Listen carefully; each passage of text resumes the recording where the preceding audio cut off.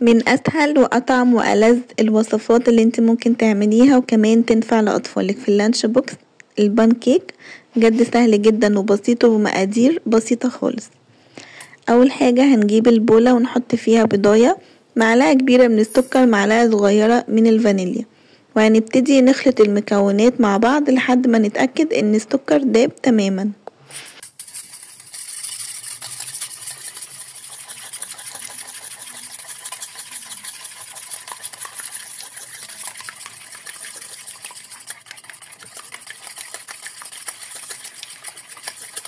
وبعد ما نتأكد ان السكر داب تماما هنضيف معلقتين كبار من الزيت وكوباية الا ربع من اللبن.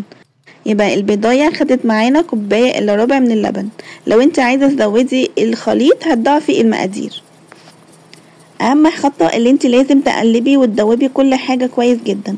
هنضيف بقى ربع معلقة كده صغيرة من الخل، وكمان هنضيف نص معلقة من البيكنج باودر ورشة ملح، وبرضو هنخلط كويس. لازم مع كل خطوة تخلطي المكونات كويس عشان ما يبقاش فيه اي تكتلات، وكمان كل المكونات تتوزع كويس. هنجيب بقى كوباية دقيق، طبعا لازم تنخليها او تتأكدي ان الدقيق نضيف مفيهوش اي حاجة، وتنزلي بقى على الخليط ده واحدة واحدة وما تقلقيش. اول حاجة هتلاقي اللي هو عمل معاكي حبيبات، هتفضلي تستمري في التقليب لحد ما الحبيبات دي والتكتلات دي تدوب تماما. انا ماشيه معاكي خطوه بخطوه وقايله لك ادق التفاصيل عشان كل حاجه تطلع معاكي مظبوطه. هنضيف بقيه الدقيق ونستمر برضو في التقليب لحد ما يبقاش فيه اي تكتلات من الدقيق تماما في الخليط.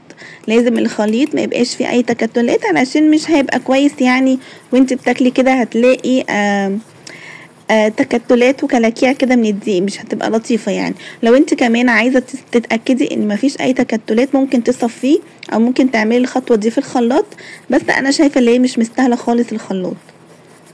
هتبتدي بقى تستمري في التقليب. انا عايزة القوام بتاعه يبقى كده بالظبط، ولا خفيف ولا تقيل. طول ما المقادير مظبوطة وخطواتك مظبوطة على الملي هتلاقي كل حاجة ناجحة معاكي. هنجيب بقى ازازة عندك، ازازة مثلا ازازة كاتشب، اي ازازة عندك. عايزة اقولك ان الازازة دي اصلا كانت بتاعة صوص اللي هو الرانش، غسلتها واستعملتها عادي خالص. ممكن تشتري الازايز اللي هي بتاعة الكاتشب بالمايونيز دي، بتتباع برضو من عند اي حد بتاع ادوات منزلية. هنضيف فيها بقى الخليط.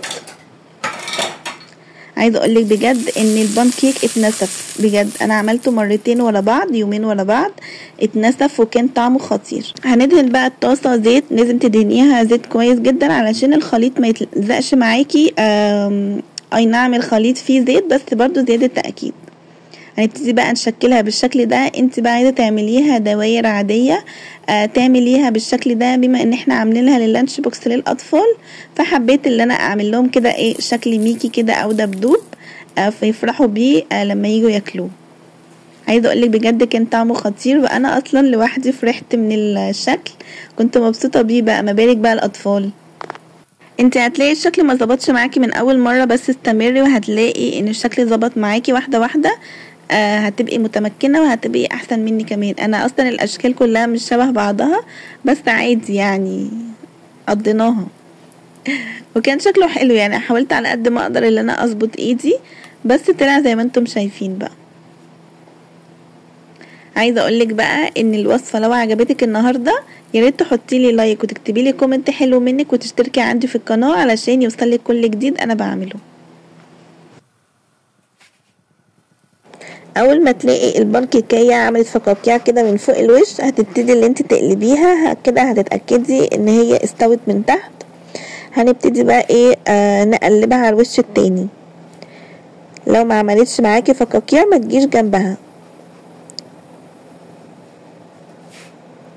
عملت بقى واحدة كبيرة كده، قلت ان انا احطها كده في الطبق ونعمل عليها برضو شكل حلو قوي هتعجب الاطفال وهتعجبك انت شخصيا. بصوا اول ما عملت فقاقيع بالشكل ده هبتدي ان انا اقلبها وكده هكون اتأكدت اللي هي استوت من الناحية التانية. ما بتاخدش وقت خالص، انت بس لازم تكوني مهدية عليها النار.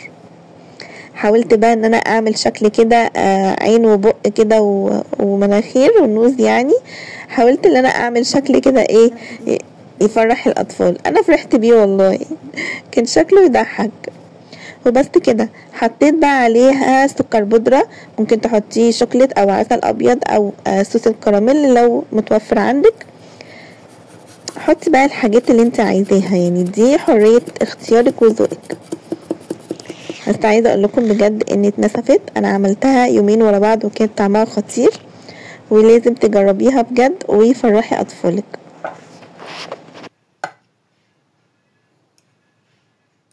حبيت بقى ان انا احشي واحدة كده اعملها زي ساندوتش، احط عليها شوكليت كده واضيف عليها واحدة تانية سادة، تبقى كأنها ساندوتش يعني، وكمان ما تلغوص اللانش بوكس. بصي افتكسي بقى، وممكن تخلي اولادك هما اللي يعملوا الحركة دي، خليهم يساعدوكي بجد، هيبقوا مبسوطين جدا اللي هما بيعملوا حاجات بايديهم. هبتدي بقى احط عليها صوص الكراميل، قلتلك بقى ايه، حطي عليها اي صوص زي ما انت عايزة. وبس كده، هستنى رأيك في الكومنت، وباي باي.